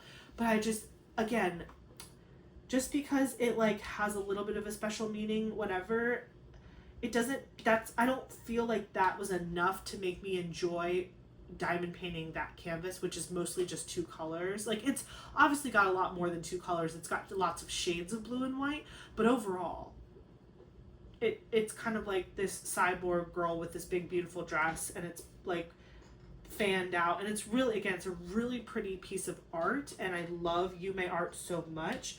But I just know that the diamond painting experience, like, this canvas brings me so much joy because I love how many bright, bold colors there are. I love that I love portraits. I have a really big love for portraits in general. I love the color palette here. It's interesting. It's a good size, and it's like kind of galactic spacey, and that's something else I really enjoy. Like, there's lots of things that hit for me on this canvas, whereas like sometimes I think back, because the Porcelain Dress was Black Friday 2024. I think back then when I was purchasing canvases, I was like, if I can make any sort of connection to the canvas, or if I think it's pretty in any sort of way, like if it strikes my fancy, the artwork, I'm gonna buy it. And so I would just buy canvases, and that's how I Sash got so big so fast. But as I'm getting more mature in my diamond painting situation, I'm realizing like, A, I'm limited on space, and B, like I need to keep the canvases that really spark joy in more than one category, because if I'm going to spend months working on it, I need it to be super special. Not gonna lie to you, I have had thoughts. I can't commit to it because it kills me to even say it, but I've even had thoughts of scrapping my giant vase with pink roses canvas, that giant Jada Gem Shop canvas, because I'm just like, when it came out as pixel charted in a much smaller version, it like took so much wind out of my sails, because I'm like, this canvas is like 100 centimeters by like 90 centimeters or something. It's huge. And it's super confetti. And again, the finished result will be beautiful, and I do want it to be hung up on my wall, which is probably the only reason that I'm not choosing to get rid of it at this point in time.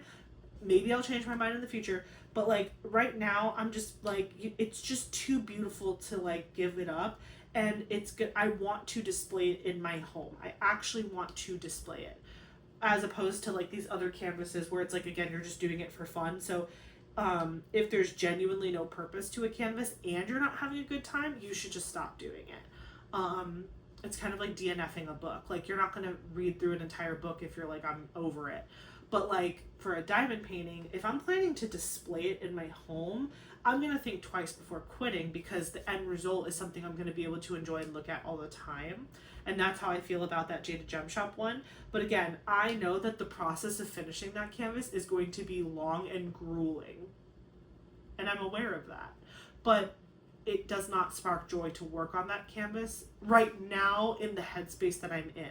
But I don't want to make any rash decisions. So if Summer with the Masters happens again this year, I will pull her back out and I will work on her again, and we will revisit this thought. But I'm telling you what, I've become very harsh on myself, not on myself, but like on my like stash. Like I look at every canvas and I'm just like, you might be on the chopping block. I haven't decided yet, you know? So it'll be interesting too when I unbox all of those to see if I still feel the same way I felt about most of those that I felt when I bought them. I feel like the answer is probably going to be yes, just because the ones that I've bought more recently, I have had more of an affinity to on a larger scale.